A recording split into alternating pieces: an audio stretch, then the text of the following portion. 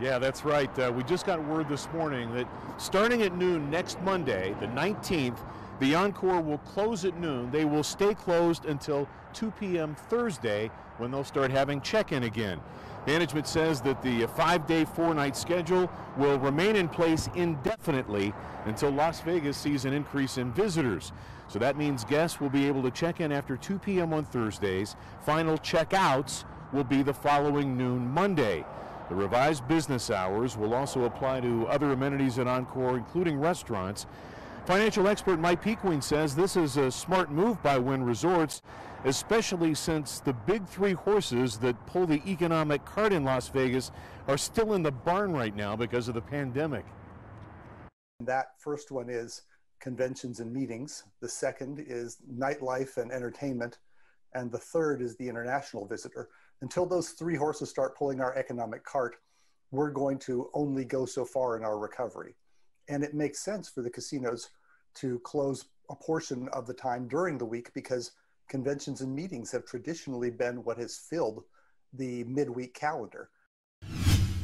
Yeah, Reed, the governor's moratorium is set to expire tomorrow at midnight. That does not mean that suddenly everyone's going to be evicted, thankfully. There is some confusion because there was that guidance that was issued by the CDC that also could potentially affect hundreds of thousands of Southern Nevadans.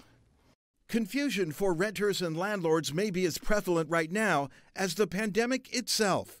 COVID-19 forced businesses to close. Layoffs meant some tenants couldn't pay rent, and so came the moratorium. I believe that it would be controlling only insofar as you're talking about non-payment of rent cases. We would still be able to proceed with other types of evictions. Ann Colber is a landlord attorney in Las Vegas. The CDC, she says, has issued what they call non-binding guidance that says residential evictions will be halted until December 31st, essentially extending the moratorium. In their frequently asked questions about this, they say that it is just a suggestion, but then their language is contrary to that, and it says it's an order. The guidance, it turns out, has certain stipulations. Renters are covered if, for example, they've applied for government assistance and if they are using their best effort to make partial payments. Commission Chair Marilyn Kirkpatrick issued a statement that says, in part,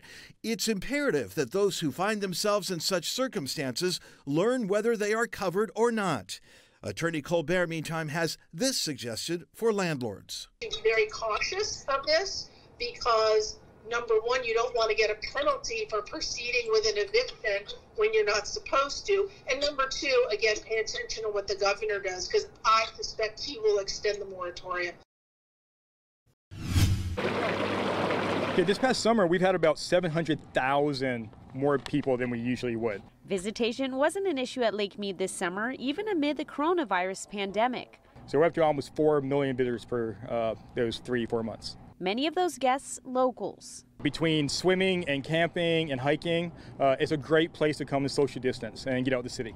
The Lake Mead Marina and Las Vegas Boat Harbor are popular spots. You just get the fresh air, which is wonderful, being able to be out in the fresh air and just enjoying the water. Just hanging out here on the marina and walking around. While they had to shut down for a few months and are still under certain capacity restrictions for the stores and restaurants, owner Gail Kaiser says business is still looking up. We've made money this summer. Because it's been a busy summer, but it's hard to catch up from the time you were closed. Foot traffic trends continue to increase. In August, visitation was up 33% compared to 2019.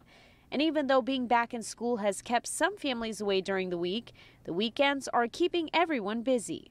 And speaking of visitation, the boat storage at the harbor was also full this summer, with some coming out on the lake for the very first time. You see a lot of new people in boating, which is really nice. And people are using their boat. Employees at the harbor put in extra work to keep up with all the people stopping by. Worked extra. We've hired extra people.